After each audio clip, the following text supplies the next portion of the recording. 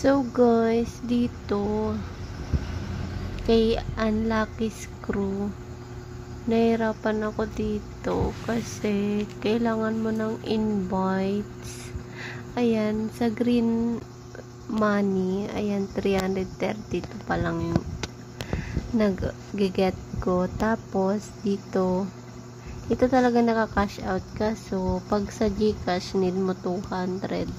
Sa Lazada, ayan, nakaka 3 pesos pa lang ako. Super tagal.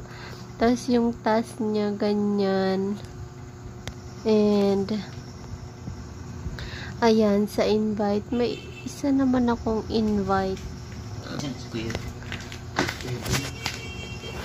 Hirap ng mag-invite, guys. So, dapat dito, lalaruin mo ng lalaruin everyday.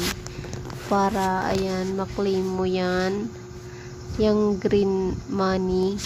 Tapos, dito guys, ayan, yung sa screw.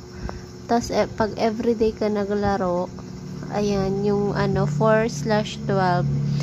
Pagkat after nyan, pwede na daw i-sell. When sale attempts reach the limit, all remaining screw can be sold.